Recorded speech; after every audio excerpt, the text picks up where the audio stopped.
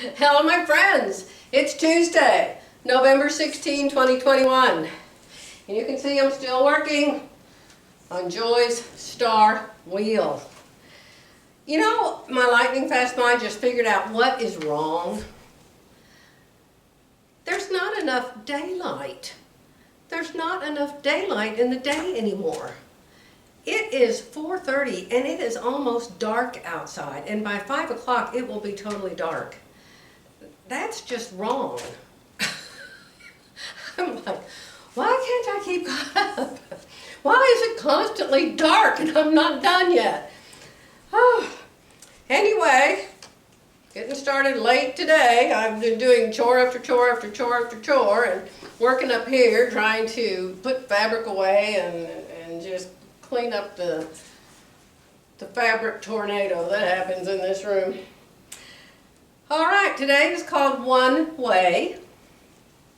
Mark 16:16, Jesus said, "Whoever believes and is baptized will be saved, but whoever does not believe will be condemned." Yikes. That sounds really, really serious to me. There is one way to heaven. That's it. Only one way. Regardless of those who teach other pathways, Jesus says the only way is to believe in Him. The choice is a personal one, so each person must make her own choice about believing. You must make the choice. You can't sit on the fence and expect salvation, go through the gate, and leave the fence behind. What? Let's read that one again. You cannot sit on the fence and expect salvation, go through the gate, and leave the fence behind.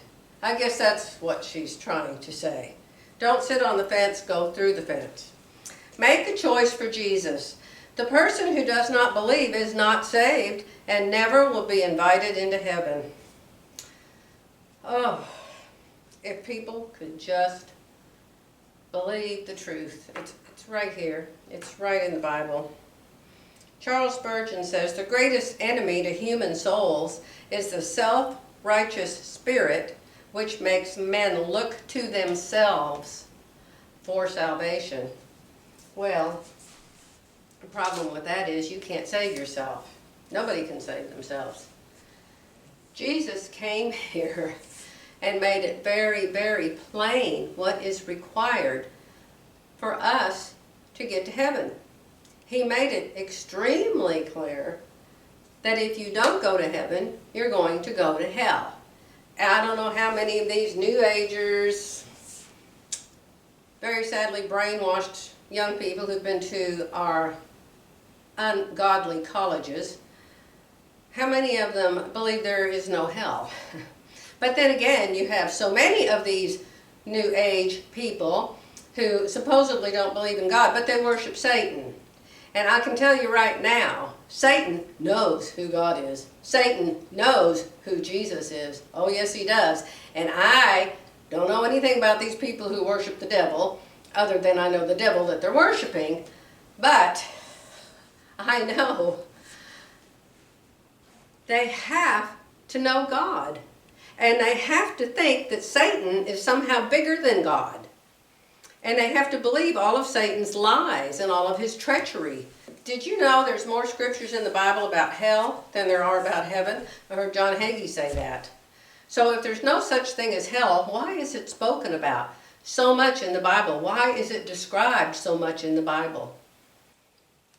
Jesus made it very, very clear that yes, there is a heaven, and yes, there is a hell.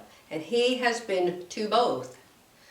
When He died on the cross, He went into hell.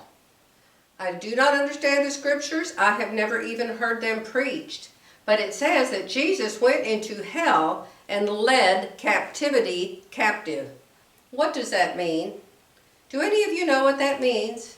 Jesus led captivity, captive. But the Bible says that many people who had died came back to life that day, like over 500 of them, and they were seen in the streets. So the day of Jesus' death, there was an earthquake. The veil was torn in the temple.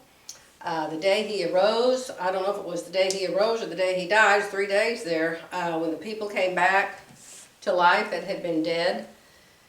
Oh, so much happened. And I don't know, maybe some of you completely understand it and it's totally clear to you, but it is not to me. I so much want somebody to tell me, what did Jesus do when he went to hell? It says he took the keys of death, hell, and the grave. I know that. He took the keys of death, hell, and the grave, so Satan no longer had them. Jesus had them. But what does it mean that he led captivity captive? Y'all tell me, what do you think that meant? How did we get off onto that? I don't know. But hey, be saved, believe in God, and be baptized, and be saved. And come to heaven, because that's where I'm going to be. That's where Jerry's going to be. And my family too. Oh, I can just pray enough and believe enough. All of my family will be there too. And I pray that yours will also. I've got to go, but I'll be back tomorrow.